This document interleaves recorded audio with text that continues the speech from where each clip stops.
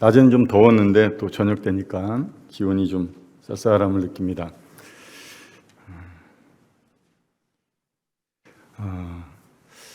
최근에 어느 형제님께서 카톡으로 고난이 유익이다 하는 어떤 내용을 쫙 써서 보내주셨습니다. 시편 119편 67절에 고난을 통해서 내가 하나님의 율례를 배운다, 이런 내용을 여러 비유로 통해서 보내주셨습니다. 읽으면서 마장마술이라는 경기가 생각이 났습니다.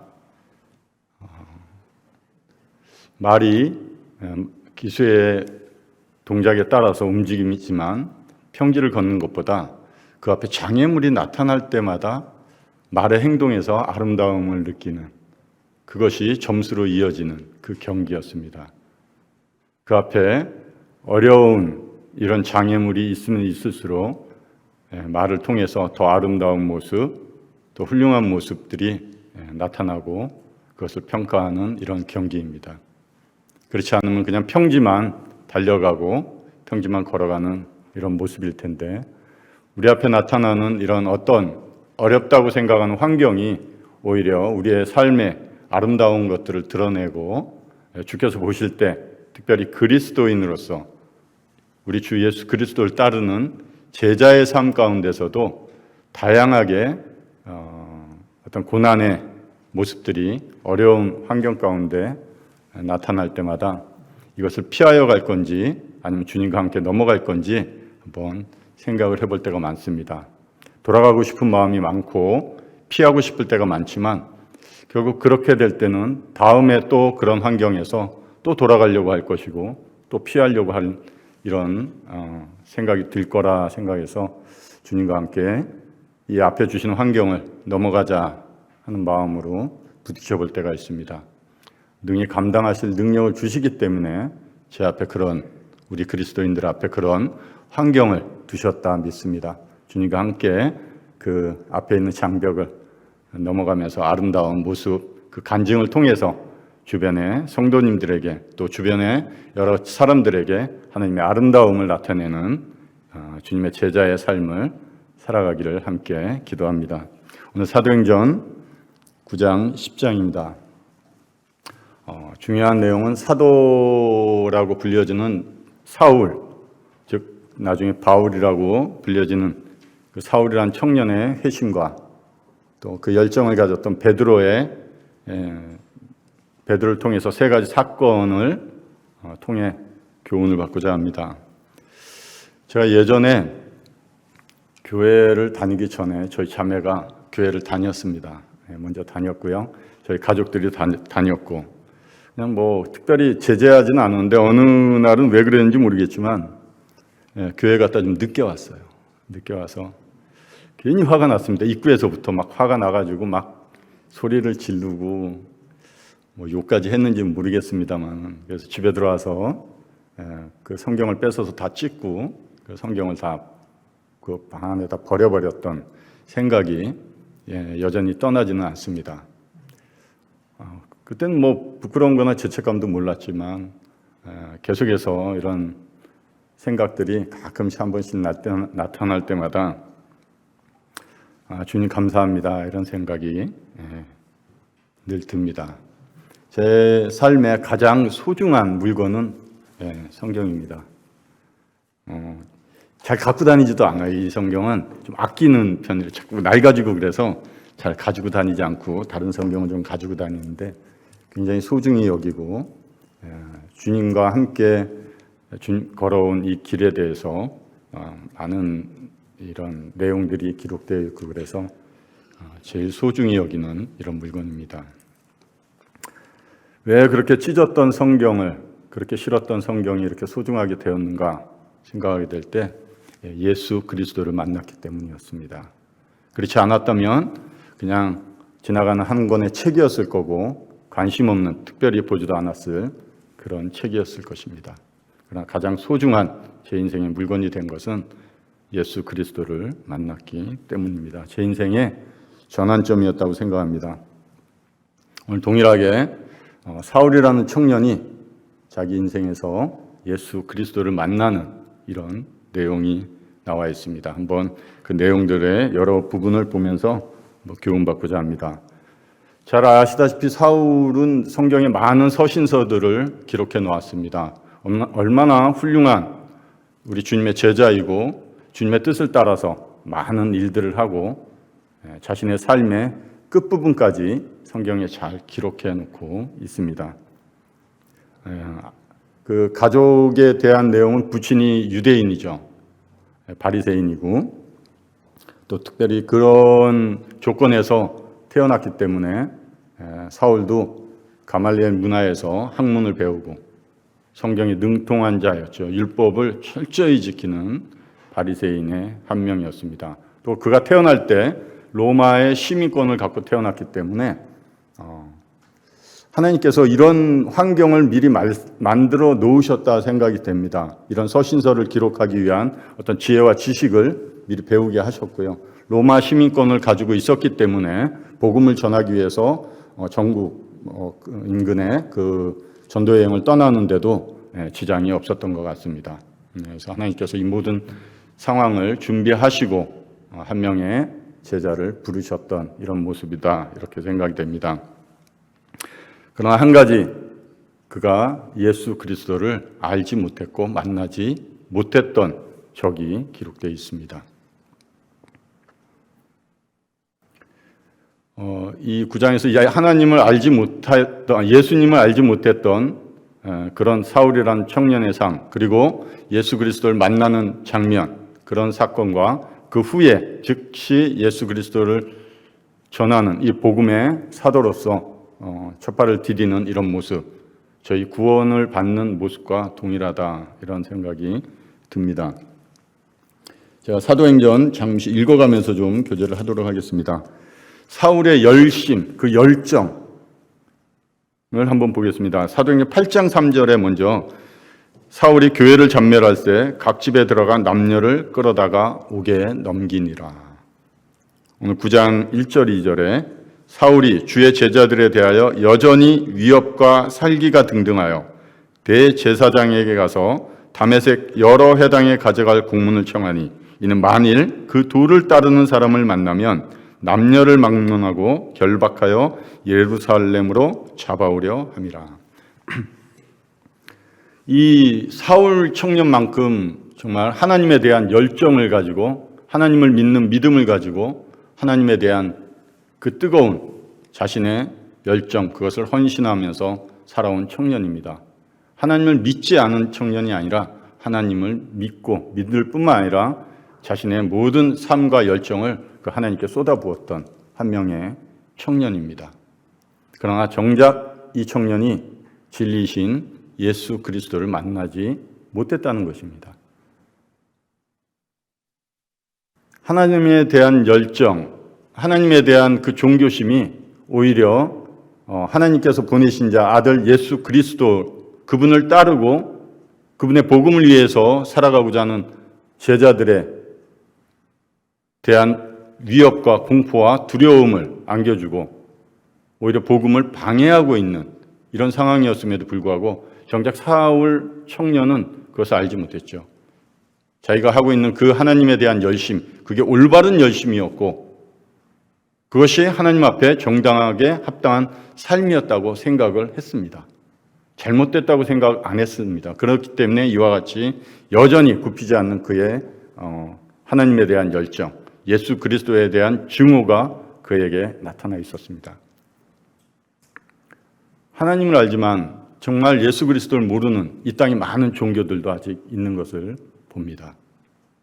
예수 그리스도를 한 명의 선지자로, 예수 그리스도를 단순히 이 땅에 오신 사람으로, 잠시 성령이 임했다가 떠나가서 하나님께서 사용했던 한 명의 사람으로만 여전히 생각하고 하나님에 대한 그 열심, 그것이 오히려 하나님을 대적하는 위치에 있음에도 불구하고 그것을 알지 못하는 이런 많은 종교, 또 거기에 속해서 동일하게 그 배운 대로 그 무지에서 나오는 하나님에 대한 대적의 위치에 서 있는 이런 많은 자들을 보게 됩니다.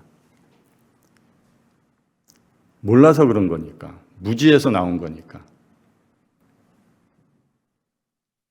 내 백성이 지식이 없어 망한다, 이런 구약의 말씀들을 보면서 하나님의 백성만큼 하나님을 몰랐을까? 그럼에도 불구하고 그들은 그 말씀, 그 율법, 이런 규례, 율례들을 통해서 그 하나님의 안에 있는 하나님의 마음은 알지 못했다는 것이죠. 말라기서에도 마찬가지고, 형식적인 그 말씀에 순종하는 그것이 전부인 것처럼, 그것이 자신의 삶의 목적인 것처럼 살아갔던 사람들이 많이 있고, 여전히 그와 같은 자들이 지금 시대에도 많이 있다는 것입니다. 자신들이 하나님을 대적한다고는 절대 생각하지 않고 있을 겁니다.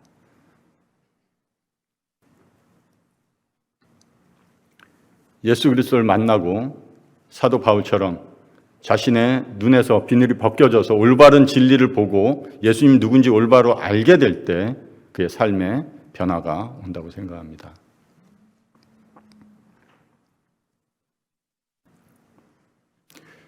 사울의 회심을 통해서 사울이라는 청년이 변화된 이런 모습이 많이 나타나 있습니다.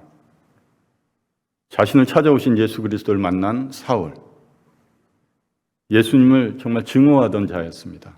그 도를 따르는 자는 잡아서 결박할 뿐만 아니라 앞에서 나와 있듯이 스데반의 죽음에 앞장섰던 그런 자였습니다. 그런 자가 예수님을 가장 사랑하는 자로, 자신의 목숨보다 그 예수 그리스도 자신의 주님이 하신 그 말씀을 따라 평생을 살아가는 게 오히려 즐거움이었고 복이었다, 이렇게 고백하면서 마지막 삶까지 그 주님의 말씀에 자신을 내어드리는 그런 자가 되었습니다. 주변 사람을 두렵게 하고 공포에 떨게 하고 했던 사람이 오히려 주변 사람에게 기쁨과 즐거움과 복음을 통한 소망을 이루어주는 이런 사람으로 변했습니다. 사람을 죽이는 데 앞장섰던 그 사울 청년이 오히려 이제는 예수님을 통해서 사람을 살리는 일에 앞장서고 달려갔던 그런 삶을 살았던 사람입니다. 예수 그리스도를 따르는 자들을 핍박하고 공포에 떨게 했던 자가 이제 오히려 예수님을 믿는 믿음을 통해서 그들로부터 오히려 자기가 죽음의 위협까지 협박당하는 자가 되었음에도 불구하고 그것이 자기 삶의 목적을 따라가는데 결코 방해가 되지 않았던 이런 사울, 정말 주님이 잘 선택했다, 이런 생각이 듭니다. 성경에 그리고 주님을 따르는 많은 주님의 제자들, 이 땅 가운데 살아가는 우리 그리스도인들의 모습에서도 정말 주의 복음과 주님의 이 나라의 확장을 위해서 살아가는 이런 분들의 삶을 들여다보면 다 그렇진 않지만 특별히 이런 사울이란 청년의 삶이 오히려 더 이 복음의 확장을 위해서 주님이 더 돌보시고 보호하시고 풍성하게 해주시고 주변으로부터 존경받게 함으로써 하나님의 일을 확장해 나가고 복음의 사역이 땅끝까지 이르는데 사용하는 게 좀 더 맞지 않나 하는 개인적 생각이 있었습니다. 그러나 주님은 그 방법을 그렇게 주지 않으셨습니다. 그것은 주님의 방법이셨던 거죠. 제가 9장 15, 16절을 한번 읽겠습니다. 주께서 이르시되 가라, 이 사람은 내 이름을 이방인과 임금들과 이스라엘 자손들에게 전하기 위하여 택한 나의 그릇이라. 그가 내 이름을 위하여 얼마나 고난을 받아야 할 것을 내가 그에게 보이시리라 하시니. 고난이 어떤 형태든 어떤 방법이든 그 정도의 크기가 어떻든 우리 각자에게도 하나님이 주신 어떤 고난의 모습은 있을 거라고 생각합니다. 당시에 사울은 정말 죽음의 위협까지 40에 하나 감한매를 5번이나 맞고요. 태장을 3번이나 맞고요. 돌로 죽임을 당할 뻔한 적이 한 번 있고, 특별히 동족들로부터의 위험, 배 파손, 이런 과정 가운데 있었음에도 불구하고 사도 바울은 그것이 자신의 삶의 목적을 따라가는 하나의 이정표였기 때문에 사울은 힘을 얻어서 더 그 일을 해나갈 수 있었던 것입니다. 목적을 알았기 때문에 목적을 향해서 갔고요.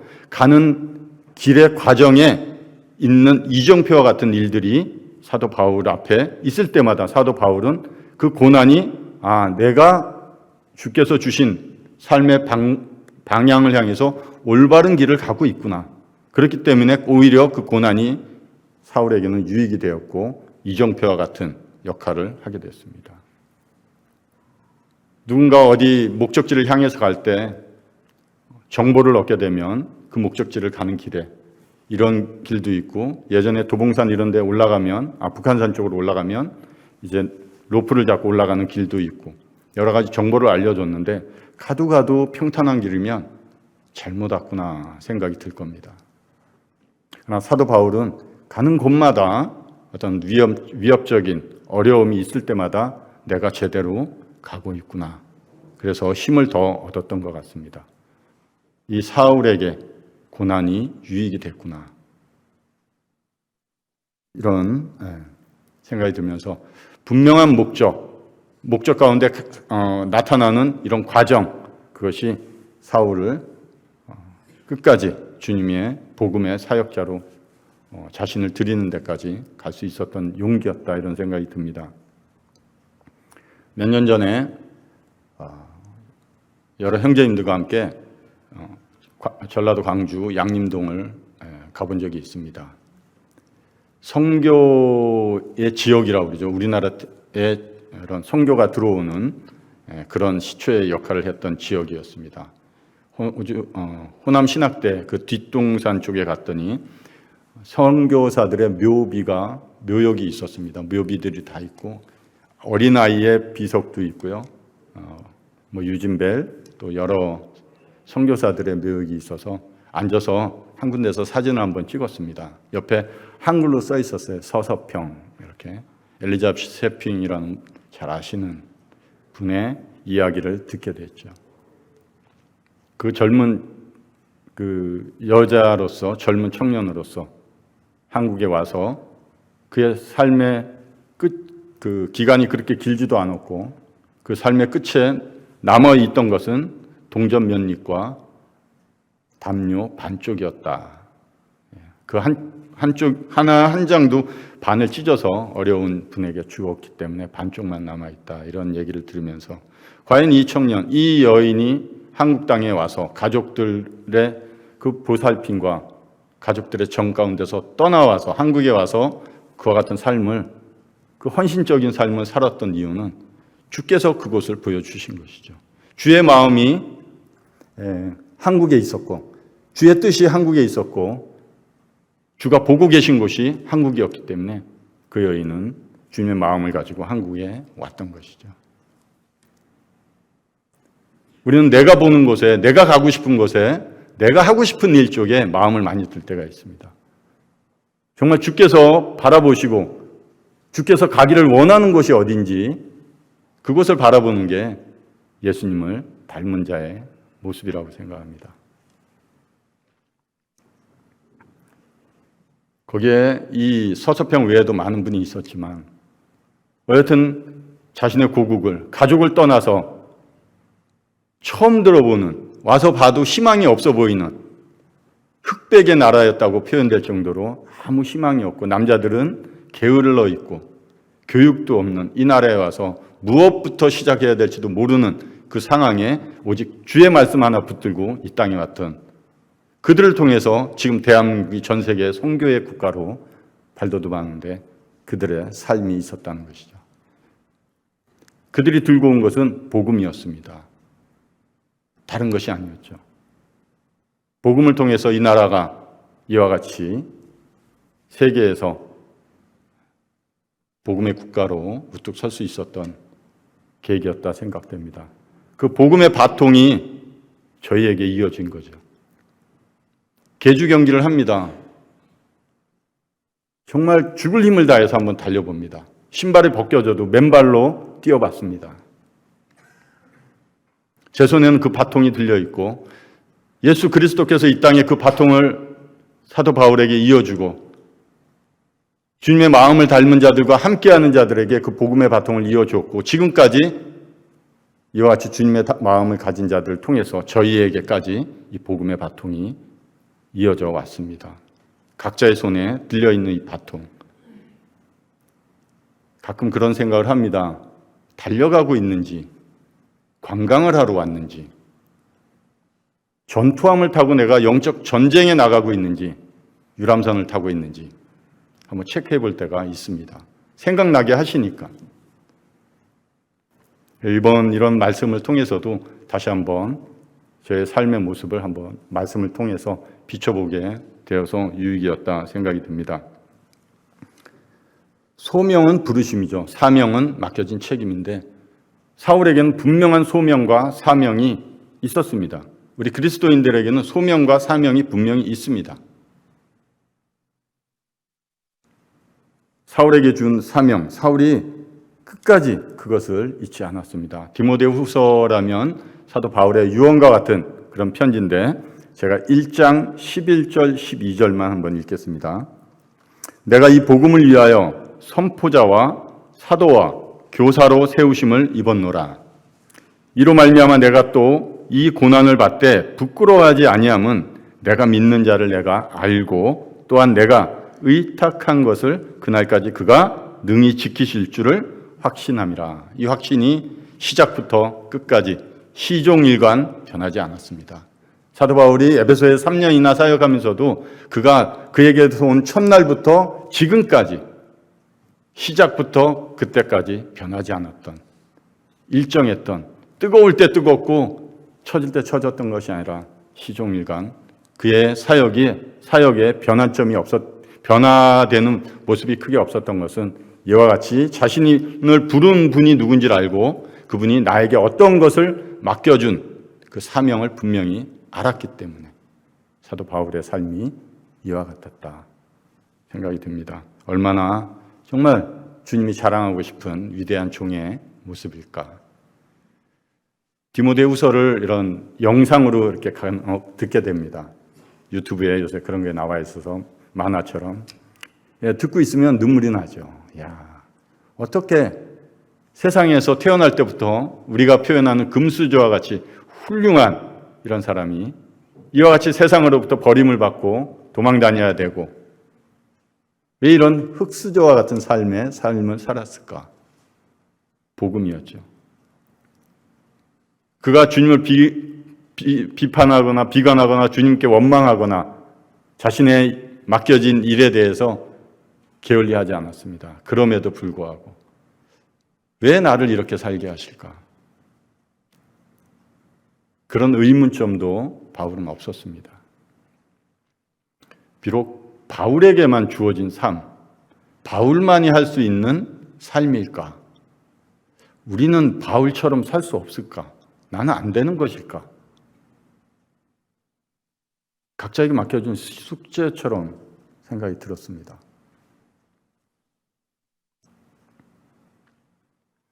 조금 넘어가서 이제 아나니아라는 또 제자가 한 명 나옵니다. 사도행전 9장 17절에 자, 읽겠습니다. 아나니아가 떠나 그 집에 들어가서 그에게 안수하여 이르되 형제 사울아 주 곧 내가 오는 길에서 나타나셨던 예수께서 나를 보내어 너로 다시 보게 하시고 성령으로 충만하게 하신다 하니 형제 사울아. 아나니아도 두려웠을 거예요. 사울이 어떤 청년이었고 어떤 일로 이곳에 왔는지 자신들을 잡아서 결박해서 예루살렘으로 끌고 가서 죽임을 당할 수 있는 상황이기 때문에 만나기도 오히려 피하고 도망가야 되는 이런 상황에서 주님께서 그에게 말씀합니다. 가라. 가라. 그 말 한마디 듣고 사울에게 가서 주님께서 하셨던 말씀을 그대로 전하고 침례를 주는 성령이 임하고 침례를 주는 이런 순종까지 나아갔던 아나니아. 그가 사울을 만나면서 첫 번째 한 말, 형제 사울아, 형제다. 조금 전까지 주님을 비방하고 주님을 증오하고 우리 주 예수 그리스도를 따르는 형제들을 죽이는 데까지, 두렵고 공포를 주는 데까지 앞장섰던 이 청년을 향해서 가서 형제 사울아 라고 부를 수 있었던 것은 주의 마음이었습니다. 주님이 그렇게 부르시고 주님이 그렇게 여기시기 때문에 아나니아는 가서 형제 사울아 부를 수 있었습니다. 예루살렘에 있는 제자들은 사울이 회심한 후에도 예루살렘에 있는 제자들은 두려워했어요. 정말 그가 회심했나? 하고 믿지 않았다고 기록되어 있을 정도로. 얼마나 두려웠게 행동하고 얼마나 공포스럽게 제자들에게 그와 같은 모습으로 비쳤으면, 행했으면 이와 같이 사울에 대한 소문이 들려왔음에도 불구하고 믿지 않고 두려워했던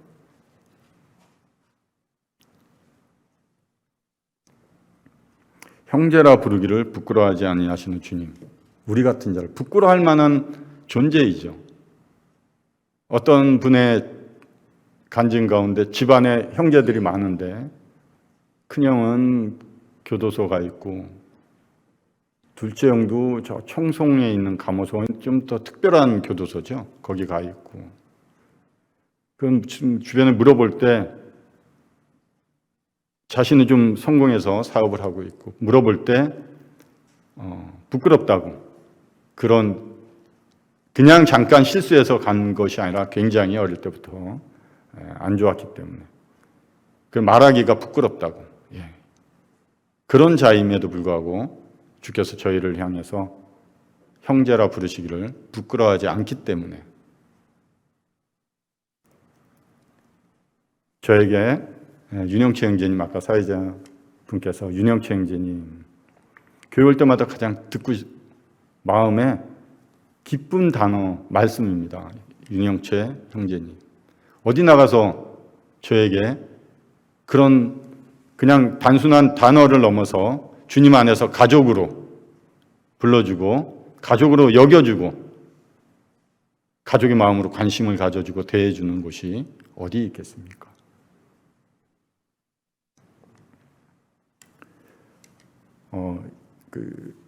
전라도 광주 양림동을 지나서 다음 날 여수를 내려갔습니다. 형제님들하고 여수를 가서 꼭 가보고 싶은 곳이 있었기 때문에 문중경 전도사 그 신안에도 내려가서 거기도 둘러봤지만 특별히 여수에 가서 손양원 목사님 기념관 이런 데를 가보고 싶었습니다.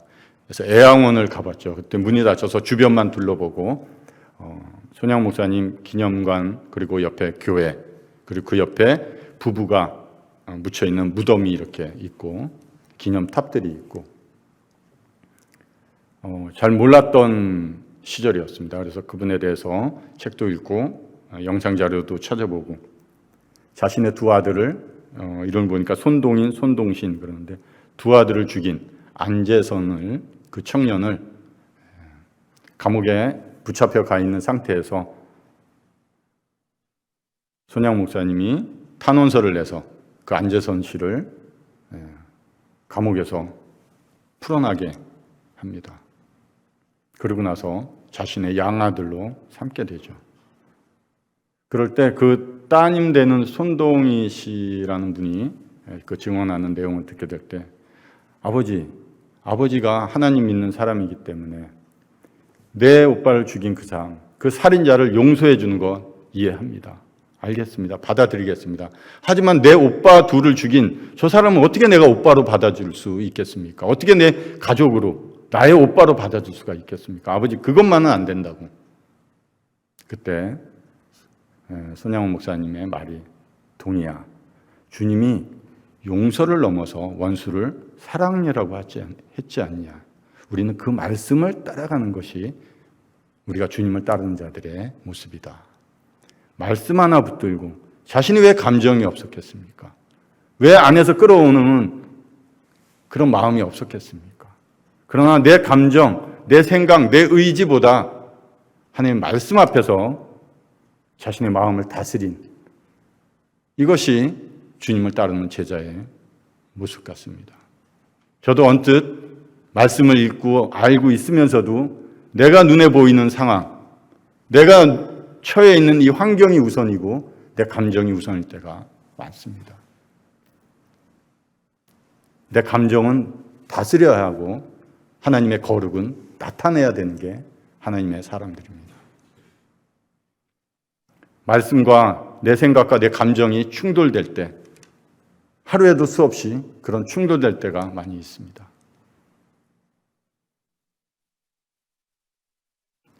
주의 말씀을 붙들고 살아간다는 게 어떠한 것인가? 주의 말씀에 순종하는 삶이 어떠한 삶인가?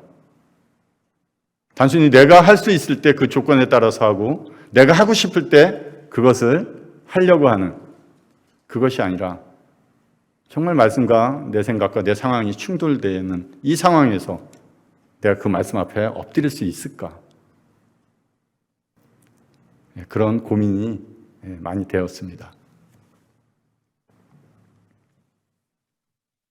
사도행전 9장 22절, 23절에 사울은 힘을 더 얻어 예수를 그리스도라 증언하여 다메섹에 사는 유대인들을 당혹하게 하니라. 여러 날이 지나며 유대인들이 사울 죽이기를 공모하더니 예수님을 믿기 때문에 이 사울이 죽임을 당하고 두려움 환경 가운데 가는 것이 아니라 오직 예수 그리스도만이 나의 주시고 그분이 하나님의 아들임을 증거하게 될 때 이와 같이 죽음 가운데 내몰리는 핍박이 돌아왔습니다. 예수님만 나의 주님입니다. 지금 이런 핍박이 없죠. 저의 환경 가운데는 이렇게 죽음의 위협까지 받는 이런 상황은 없습니다. 그러나 지금 중동 쪽 이런 곳에는 아직까지 이런 상황이 있다고 듣습니다.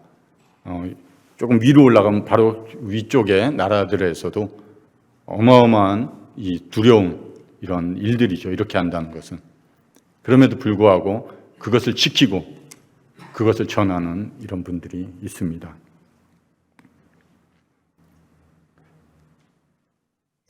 앞에서 말씀드린 것처럼 내가 예수를 주라고 시인하는 이런 것으로 인해서 두려움, 공포, 죽음의 위협까지 있는 것은 아니지만 내 상황에서 예수 그리스도를 주라고 하면서 그 상황을 넘어설 것인지 아니면 그 상황에 압도돼서 내가 예수 그리스도라는 주라고 부른 그 외침이 내 입속에서만 맴돌 것인지 고민하는 시간이었습니다.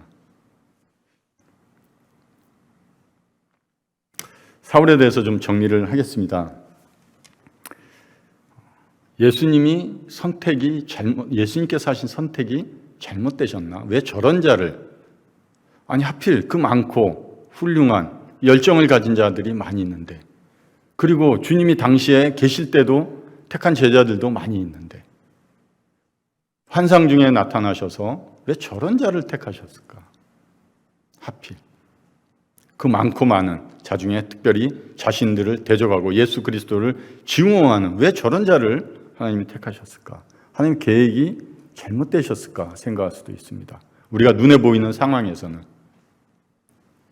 그러나 하나님의 계획과 뜻은 틀린 적이 없습니다. 그리고 생각하신 대로, 계획하신 대로 그 역사를 이루어 가시는 분이 하나님인 것입니다. 혹시 모르겠습니다. 우리 안에서도, 저도 왜 저렇게 이런 일을 하게 하실까? 왜 저분은 저렇게 하실까? 틀린 것은 없습니다. 다를 수는 있지만 주님의 계획이 있습니다. 구원받은 성도님들의 말 한마디 행동 하나에는 성령이 개입하고 계시다는 것을 깨닫게 됩니다. 그분이 어떻든 간에 연세가 드시고 표현을 잘 못하시는 그런 분일지라도 나타나는 작은 현상에 성령이 개입하고 계신 분들입니다. 귀담아 들으시고 주위에서 보시고 그 말씀 한마디를 무심코 흘려보내지 않아야 되겠구나, 이런 생각을 하게 됩니다. 사울의 청년의 눈에 비늘이 벗겨져서 보이지 않던 것들이 보이는 것처럼 우리에게 주신 믿음으로 볼 수 없는 것들을 보게 하시고 들을 수 없는 것들을 듣게 하셨습니다. 이 상황 너머에 계신 이 모든 환경 가운데 이 환경을 주관하고 계신 그 하나님을 볼 수 있는 이런 믿음이 저에게 주어졌습니다. 내 삶의 믿음이 계속 작동하지는 저는 않은 것 같아요. 그러나 어떤 하루에도 수없이 부딪히고 보이는 이런 현상에서 믿음이 작동된다고 생각합니다. 큰 산이 있을 때만 믿음이 작동되는 것이 아니라 한 발 디딜 때마다 내 눈앞에 보이고 내게 들리는 상황에서 믿음이 작동돼야 되는구나. 작은 일에서부터 그 믿음이 시작돼야 된다. 작동돼야 된다. 이런 생각을 하게 됩니다. 베드로를 잠시 보겠습니다. 좀 베드로 하면 이제 사울은 좀 정리하고 베드로를 통해서 세 가지 사건이 있습니다. 우리 교회에서 베드로 하면 생각나는 분이 있죠. 정말 대단한 열정을 가지고 없어서는 안 될 그런 제자 중에 한 명입니다. 주님의 죽으심과 부활하심을 듣게 될 때 절대 그렇게 주님 제가 못하게 하겠습니다. 그런 일은 주님께 일어나지 않도록 제가 맡겠습니다. 했던 자신의 열정. 그것이 주님의 일에 방해가 되었고 책망을 받았습니다. 주님을 잡으러 온 대제사장과 또 그의 종 말고가요.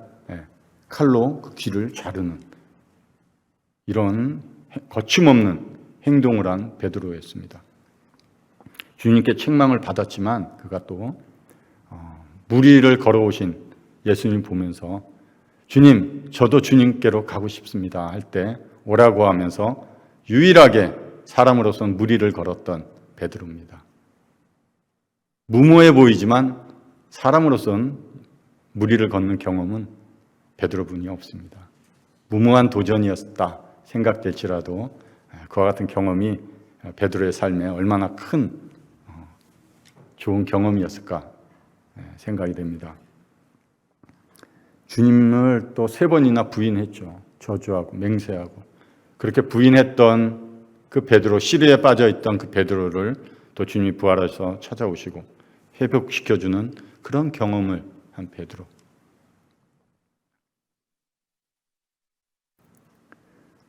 주님이 십자가에서 죽으시고 정말 자신이 따르던 그 주님이 허무하게 떠나가신 것처럼 느껴지고 아무 의지나 소망이 꺾였던 베드로가 나는 이제 물고기 잡으러 가노라 하고 자신의 삶의 방향을 틀어서 예전의 삶으로 돌아갔던 베드로.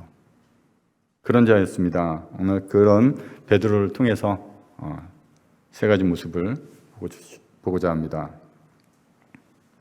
34절에 9장 34절에 중풍병자를 애니아라는 중풍병자를 치료하는 모습이 나와 있습니다. 베드로가 가서 8년 동안 중풍병에 걸려서 앉아있고 일어날 수 없는 이런 애니아라는 사람을 만납니다. 다양한 방법으로 도와줄 수 있었겠지만 베드로가 딱 얘기 한마디 합니다. 일어나라고. 주저앉지 말고 네가 앉아있는 그 낙심된 그 자리에서 그 짐을 정리하고 일어나서 가라고. 그 한마디가 이 사람의 병만 고쳤을 뿐만 아니라 이 사람을 고쳤습니다.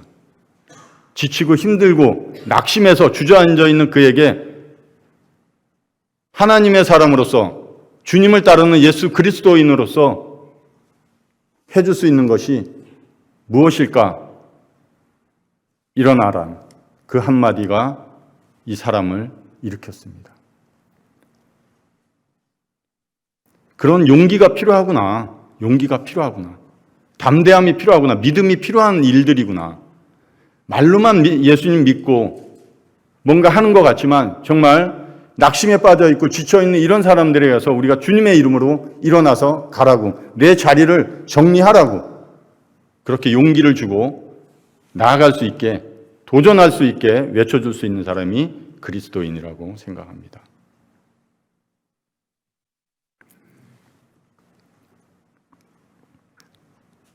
35절에 룻다와 사론에 사는 사람들이 다 그를 보고 주께로 돌아오니라. 이 말씀 한마디, 이 한마디가 이와 같은 하나님의 역사를 일으키고 우리가 부흥이라고 하는 영적 부흥의 불씨가 되었습니다. 우리 청년들, 아니면 우리 지금 기성세대 저희도 마찬가지고 낙심이 오죠. 어떤 상황이나 생각에 사로잡히고 걱정도 되고 주저앉아 있는 저희들 향해서 그런 외침의 도전을 받고 싶기도 하고요. 또 그런 외침의 도전을 주고 싶기도 한 상태이기도 합니다. 일어나라고. 그런 용기를 주는 자가 되었으면 좋겠습니다. 사도행전 9장 40절에 베드로가 사람을 다 내보내고 무릎을 꿇고 기도하여 돌이켜 시체를 향하여 이르되 다비다야 일어나라 하니 그가 눈을 떠 베드로를 보고 일어나 앉는지라. 다비다라는 여제자, 우리가 잘 알고 있는 도르가라고 하는 그 여제자가 질병으로 인해서 죽었고 베드로가 이를 살리는 모습입니다. 실제적으로 죽은 사람을 살릴 만한 용기는 없지만 영적으로 죽은 자들을 향해서 일어나라고 외쳐줄 수 있는 분은 예수 그리스도의 생명을 가진 그 복음의 능력을 가진 자들의 입술을 통해서 외쳐지는 말들입니다. 다른 어떤 곳에서 그 죽어있던 자가 살아날 수 있는 어떤 조건이나 어떤 희망은 없습니다. 우리 입에서 나가는 예수 그리스도의 복음만이 이 죽은 자를 살릴 수 있는 것입니다. 혹도 구원받은 성도도 잠자는 자들, 죽은 자들 가운데서 잠자는 자, 죽은 자들 가운데서 깨어 일어나라. 죽은 자들처럼 생명이 있음에도 불구하고 무슨 이유인지는 모르겠지만 그들과 함께 묻혀서 죽은 자처럼 지내고 있는 이 안타까운 모습을 보면서 주께서 안타까우신 거죠. 답답한 거죠. 내 아들 예수 그리스도를 통해서 생명을 이뤄줬음에도 불구하고 죽은 자들과 함께 죽어 있는 것처럼 잠자고 있는 자들 향해서 외쳐주셔야 됩니다. 일어나라고, 가라고. 주께서 바라보시는 그 열방을 향해서 우리가 세계를 향해서 그 선교 사역지를 향해서 주께서 바라보시는 곳을 향해서 갔던 그런 선교사들처럼 무엇을 많이 알고 가지고 능력이 있었겠습니까? 그 연약한 몸으로 그저 주님의 마음을 가지고 주님을 사랑한다는 그 마음 하나로 주님이 보여주시는 곳으로 갔던 그런 사람들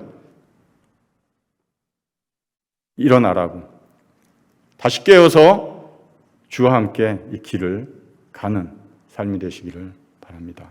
저 또한 많은 도전이 됩니다. 다시 한번 제 삶을 정비해보고 어디를 향해서 가고 있고 나를 위한 건지 정말 주님이 기뻐하시는 삶인지 내 목적을 위해서 그곳을 향해서 가는 길인지 정말 주님이 보여주시는 그 길인지 이정표도 한번 점검해보고 돌아온 길을 한번 되돌아보는 이런 시간을 갖게 됐습니다. 42절 9장 42절입니다. 온 욥바 사람이 알고 많은 사람이 주를 믿더라. 이 말씀 한마디 외침이 이와 같이 주변에 많은 사람들에게 영향을 주었고 그들이 생명을 얻고 주께 돌아오는 이 일의 시작이 되었습니다. 얼마 전 그 청년 한 명과 복음 교제를 했습니다. 하면서 단순히 예수 그리스도께서 그 청년을 구원하는 목적이 죄사함을 받고 천국에 가는 것이 아닙니다. 그럼 천국으로 바로 데려가셔도 무관하죠. 청년을 구원하신 그 목적은 주님이 함께 이 주님의 나라를, 아버지 하나님의 나라를 확장해 나가고 그 복음의 사역을 가지고 같이 그 일을 하는 자로 부르는 거라고. 그냥 난 단순히 구원받고 죄사함 받아서 천국에 가는 그런 단순한 그런 구원을 넘어서 주님이 함께 동역자로 불러서 주님의 나라의 번영과 주의 복음의 확장을 위해서 함께 가자고 하는 그 여러 내용들이 있었지만 그런 부르심이 있다는 그 목적이 있는 삶이라고 함께 교제했던 적이 있습니다. 나가야 되는 거라고. 그냥 단순히 구원받는 게 아니라고. 그러면서 이런 비유를 하나 했습니다. 온도계와 온도 조절기. 온도계는 주변의 영향을 따라서 온도계는 올라갔다 내려갔다 합니다. 주변이 차가우면 내려가고 뜨거우면 올라가는 외부로부터 영향을 받는 거지만 온도 조절기는 주변이 차가우면 조절해서 올려주기도 하고 너무 뜨거우면 내려주기도 하는 주변에 영향을 주는 것이 온도 조절계입니다. 우리 그리스도인은 그와 같은 자로 부름을 받은 거죠.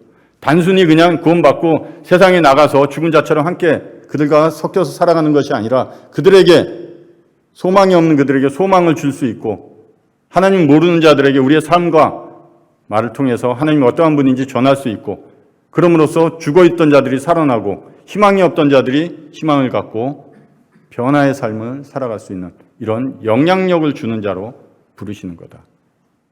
나를 통해서 주께서 이 일을 하기를 원하시는 겁니다.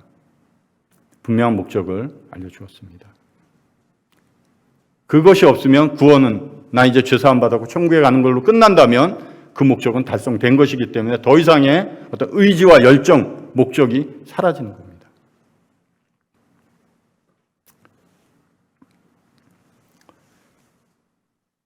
고넬료 가정에 대해서 짧게 얘기하겠습니다. 백부장이라고 하는 고넬료, 그가 사도행전 10장 2절에 그가 경건하여 온 지방과 더불어 하나님을 경외하며 백성을 많이 구제하고 하나님께 항상 기도하더니 외적인 삶의 종교적인 행위가 얼마나 훌륭했는지 하나님도 이런 것을 보십니다. 그렇다고 해서 이 가정이 구원받은 것은 아닙니다. 구제가 하나님 앞에 상달되었어도 천사를 보내서 천사의 말을 들었어도 복음을 듣고 성령이 그들에게 부음바 돼야지만 그들이 생명을 얻을 수 있었고 다시 하늘로부터 거듭나는 이런 경험을 하게 되는 것입니다.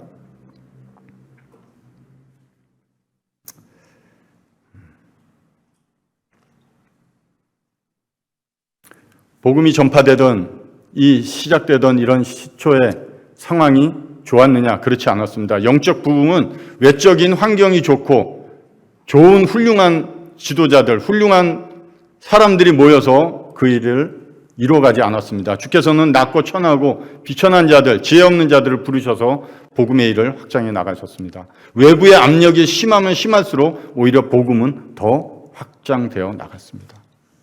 주변의 상황이 복음에 영향을 주지는 않는 거구나.